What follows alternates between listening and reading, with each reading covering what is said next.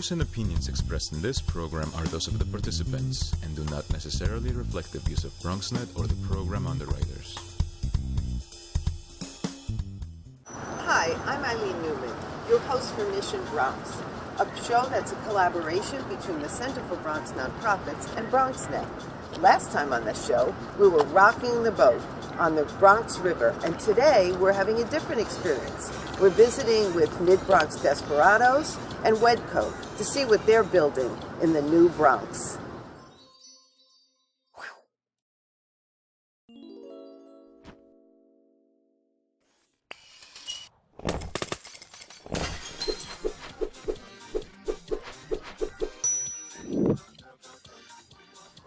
Hi, I'm here with Derek Lovett, the Executive Director of Mid-Bronx Desperados, and he's just been telling us about this wonderful space. So I'm going to have Derek tell us where we are and how he created this great space. Thank you for coming. Thank you for having us. You're in the wonderful city of the Bronx. This is a 92-unit senior housing residence, and it was rehabbed a few years ago. And one thing that we all got together and said, how can we raise the bar? It's very easy to do something and create something that somebody will be satisfied with, but how can you delight them? And sometimes it's a very simple, the very thin line between satisfaction and delight. Sometimes it's just a thought, putting in additional effort. Like, for example, if you take a look at this room, we could have had this as a plain white room, but what we did is we thought, what can we do? Well, let's put colorful tiles and let's put an accent wall, and it changes it from just being satisfied to delight. That's the type of detail that we take throughout all of our projects. And earlier you took a look at the park-like setting that we have in our back. That wasn't in the original budget. But what I said to the contractors and our partners, what if your family lived here?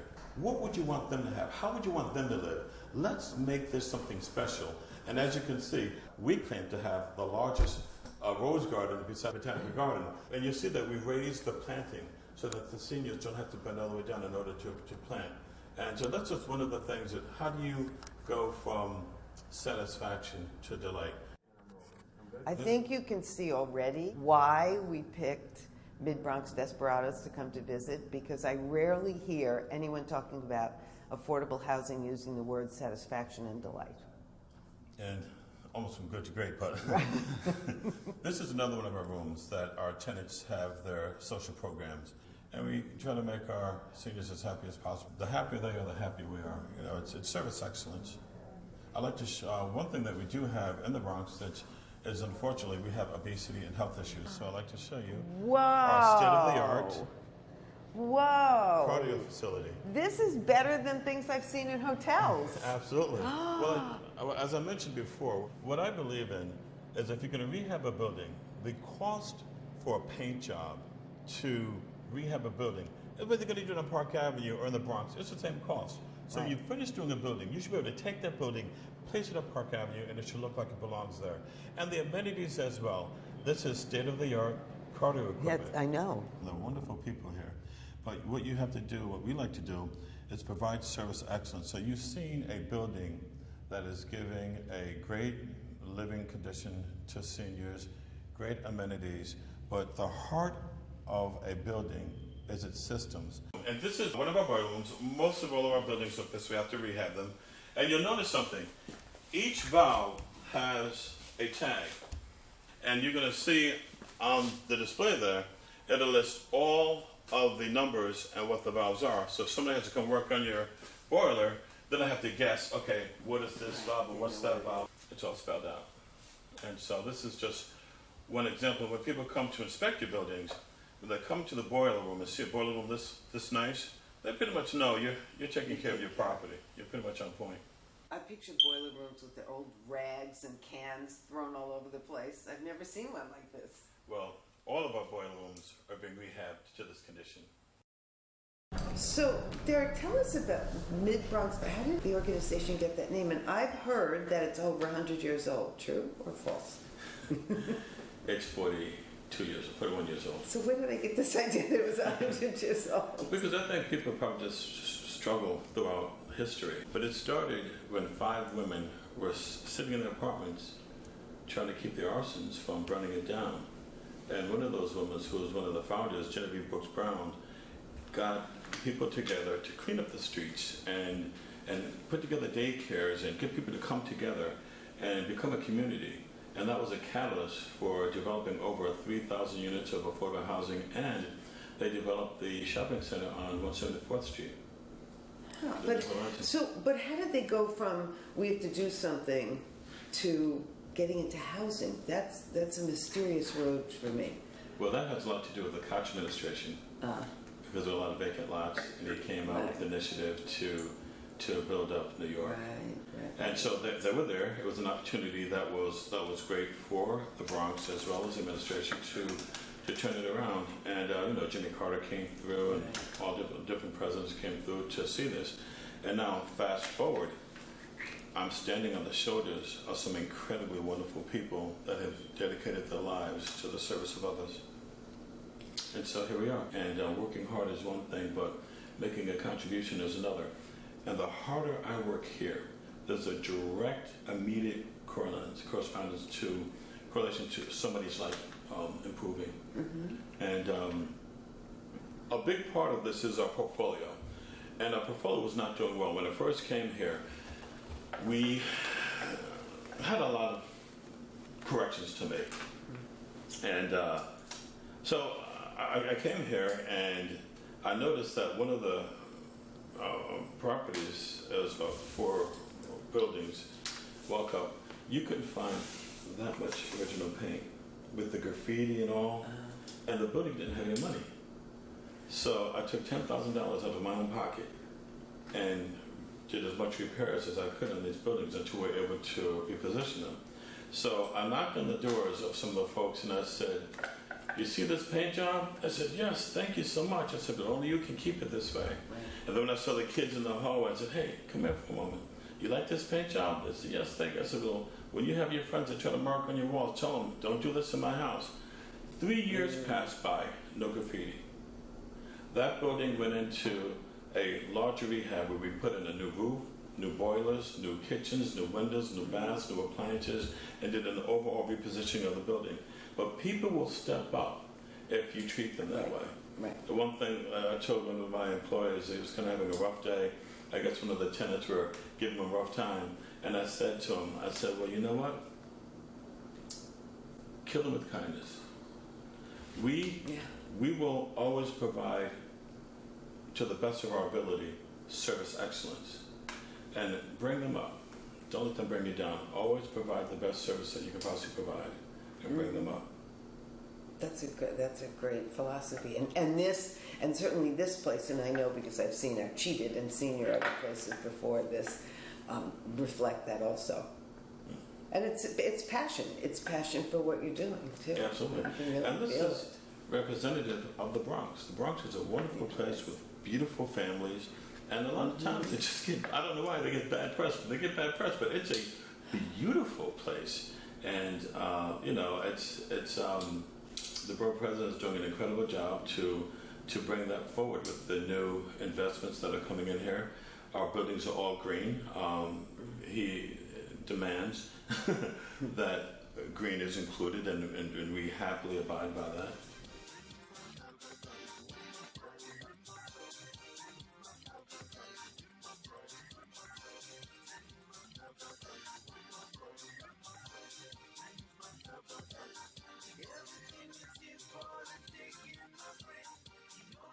So, Derek, we saw the amazing senior housing that you built. But this building is beautiful. Where are we, and what is it? Well, we are across the street from Katona Park. This is still in Katona Park East, and this is a 39-unit building with 1, 2, and 3 bedroom units. And what happened? This was supposed to be a substantial rehab, but it became a gut rehab.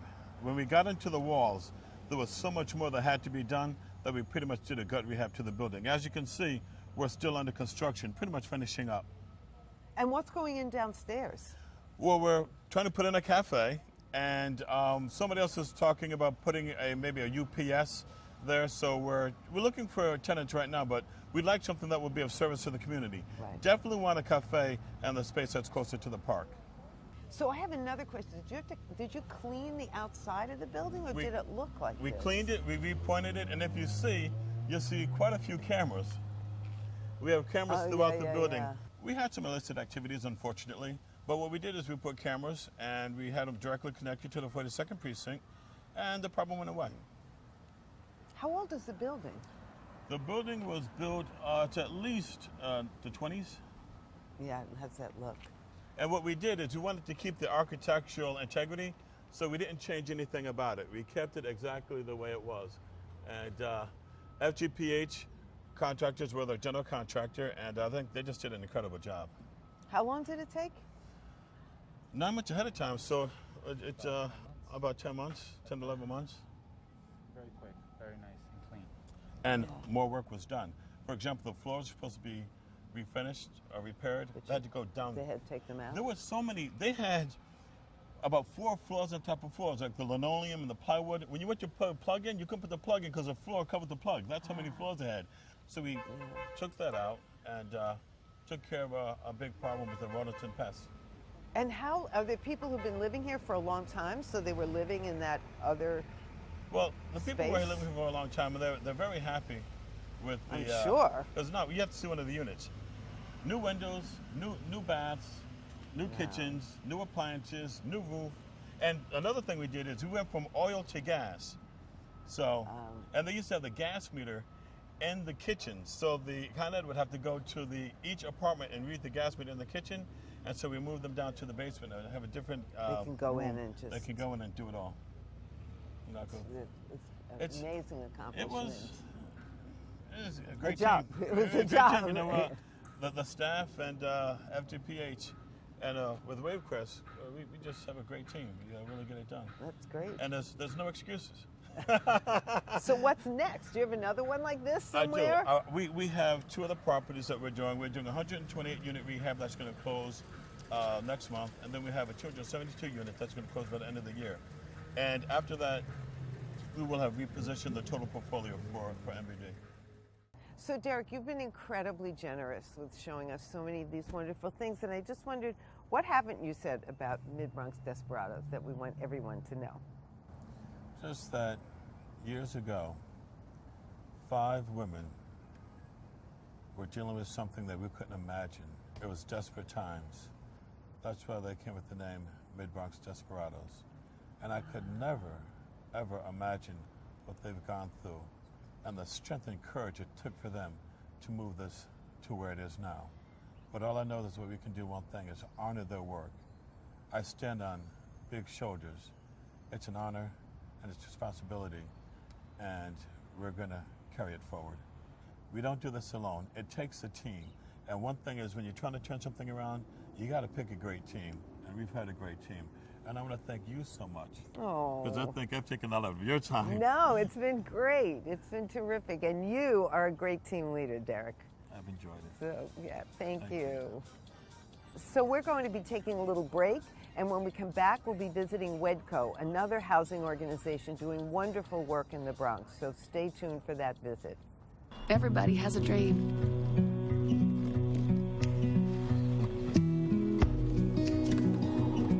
Mine was to see the ocean. And with a little help, I made it.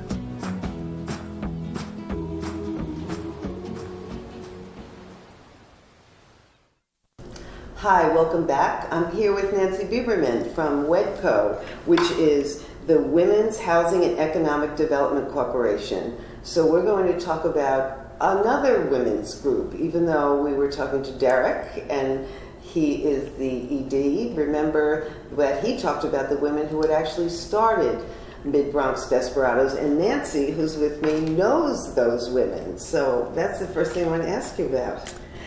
So yes, I have to say that when I first came to the Bronx, which was the mid-1980s, and I came here, I was a legal services lawyer, but I was also teaching on the side, teaching urban studies at NYU.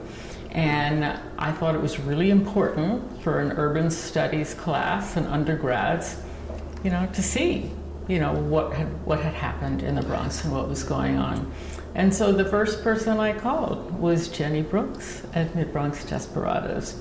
And she graciously invited me and a group of very young students up And we walked around and saw what was not a very pretty picture, scary picture, but she was an inspirational leader. She went on to become the deputy borough president of the Bronx, and I think she left a lot of amazing work and an amazing group of women and a legacy to the borough that I certainly try to emulate. How did this organization, the Women's Housing and Economic Development Corporation, first of all, I want to know about the name, and how did this all start, and how did you get here? How did you get involved in this? What were you doing before? How did this all come to be? So like I said, I was a legal services lawyer, and a lot of the work that I did, which was on the Lower East Side of Manhattan, was helping people, preventing evictions, helping women who were the victims of domestic violence, preventing immigrants from being deported. Really, what I like to tell people, it was sort of the wonderful years of really being able to work with people and problems that they were dealing with on multi-dimensions. And while I was in legal services, I also had the opportunity to work on the preservation of what were then called single-room occupancy hotels in Manhattan. And at the time, they were called welfare hotels, but they were basically, this was in the mid-1980s, and it was at one of these, cyclical moments in New York's history when real estate's going up, then it goes down, then it goes up, then it goes down. So this was a moment when it was clearly on the upswing, and what owners of occupied buildings, but rent-regulated occupied buildings in Manhattan were doing was that they were warehousing apartments, meaning when an apartment became vacant, they wouldn't re-rent it to another tenant. So, and this happened especially in single-room occupancy housing, a place where many elderly people lived, and also people who had been deinstitutionalized from the state's mental hospitals. So it was, the population of these buildings were mixed. They often had difficulty, and as the buildings became empty, needless to say, owners would simply withdraw services like heat, hot water, security, and I saw many worse things, owners who would, allow dogs to roam freely. Without electricity, I saw that on the Upper West Side in the 80s. Yeah, this was at a very, very, in kind of contrast to the Bronx, where, there was, the housing had all been destroyed and blocks of buildings had been demolished. In Manhattan, the real estate was understood to have value. And the more value in the real estate was by emptying the buildings of, rent-regulated apartments. So I had the opportunity to come up with an idea for how to preserve a single-room occupancy hotel for affordable housing. And I met, during the course of my work, Father Sakano from Catholic Charities, and I said to him, why can't we come up with a way that a nonprofit becomes an owner of one of these buildings, and see if we can create a rational program that allowed for the renovation, and not a renovation that required putting people out, but a renovation that could take place with some tenants actually living on site, that allowed for the renovation of these apartments so that the elderly people who were living there could stay on a permanent basis, and that young mothers with one or perhaps two at the most young children, could come in on a temporary basis, as transitional housing. Right. We built a daycare center in the building, a rooftop playground, and it became a really phenomenally interesting intergenerational program where the elderly residents became involved in the lives of the young people. That's wonderful. Through the programs in the building. And I haven't been involved with, I developed it, built it, opened it, sat on its board for a few years, and, then had the opportunity to move on to the Bronx. But it was fascinating being able to do something like this in an affluent neighborhood, in a neighborhood that was deeply distrustful of an idea like this. And we had to persuade them that we were not going to be destroying their property values. Right. And you walk by this building today and you will still see it with its green awning and brass poles like every other building on Western Avenue. Yeah, I walked by and there. nobody knows one. it's there, which I think is a That's testament amazing. to the work that many people who've succeeded me continue to So do. in a way, what you're doing here is sort of that model blown up to... Exactly. So can you describe the buildings that you have now here? So WETCO was a community development organization as distinct from a housing development organization. And it has to do with the way we see the role of buildings in people's lives.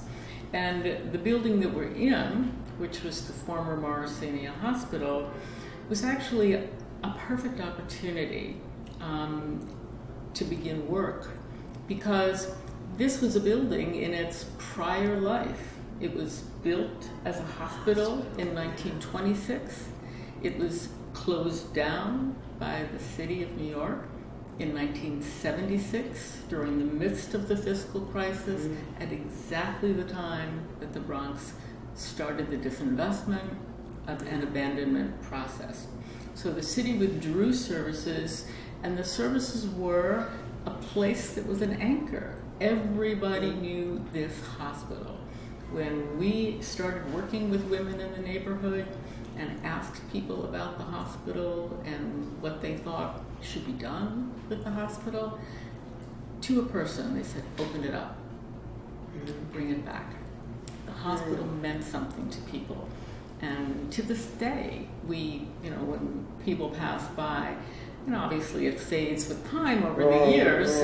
We've been here for 18 years now, but people have stories. They were born here, they broke a leg and it got repaired here, their tonsils or appendix were taken out. We met people with such incredible stories. So within this community, I see there's a school. Was that school here before? And was that accidental that the school happened to be on this block? Or how did this community feel about what you were doing, and how did it all come together?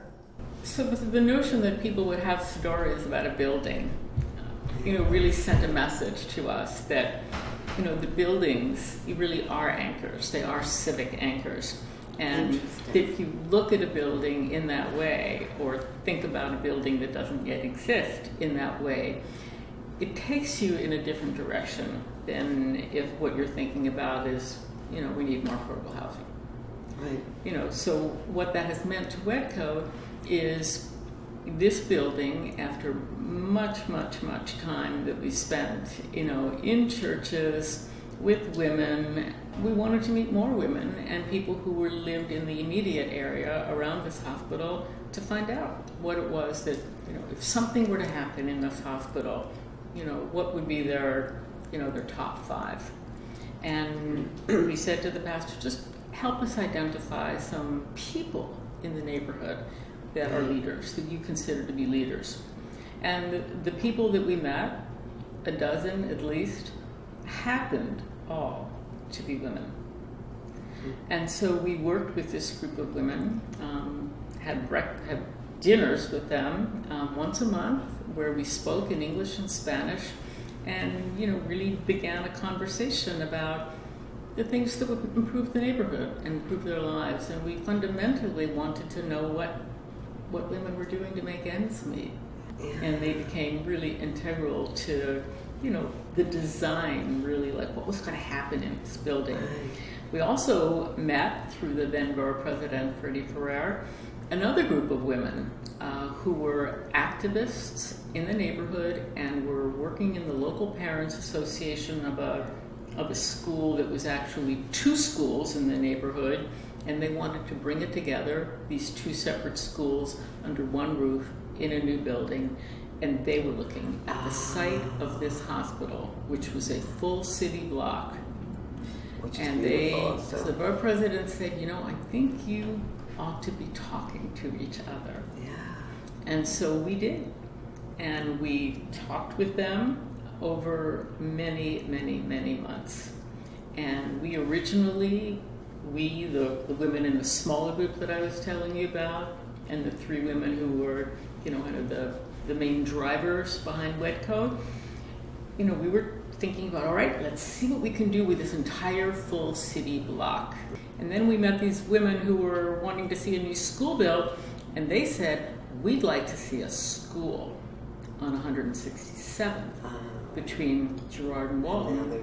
And we said, well, actually we're interested in the old hospital building, which is 168th between Girard and Walton. So there we were. We had a full city block. We were interested in this piece of it. They were interested in that piece of it. And so we came together. So you created a little village. We created a little village, and we became a partnership, and I really believe it is the truest sense of the word partnership. I know that you have other buildings, that you've gone way beyond that wonderful beginning. So can you talk a little bit about the plans and the charter school? That's very exciting, and the new building. Yes, so, much of what we learned and did here, we expanded. So in 2008, we opened a building that's 128 apartments. It was a brand new construction on Intervale Avenue, right at the Freeman Street train stop. And it's a beautiful sort of like wrap around the block, flat iron type building. And our home-based childcare, family daycare provider training program has grown so large and is serving women not only in the Bronx, but, throughout New York City. We had to create new space in this building on Intervale to house the program.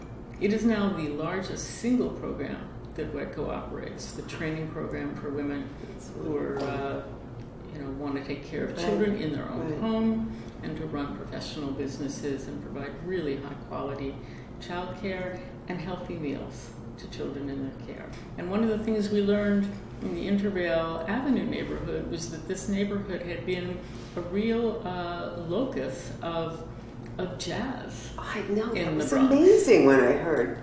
And so we realized, again, through the work of others and, people that we have come to know now over many, many years, that this is a critical piece of the Bronx that more people should know about and have the opportunity to experience. So it was really out of that relationship that we came up with the idea for creating the Bronx Music Heritage Center. And we have done 400 events now in partnership with other Bronx organizations, with Hostos, with Pregonas, with Bartopel, with Wave Hill, with Woodlawn. And we do performances and classes in the lab space itself. We have an active website and an active presence on social media, bronxmusic.org. Check it out. Perfect. bronxmusic.org. Thank you so much. We could have stayed here all day. This has really been wonderful, Nancy. Thanks. And I hope people go to bronxmusic.org. And good luck with the building. Thank you. And join us next time when we'll take you on another adventure through the world of nonprofits in the Bronx.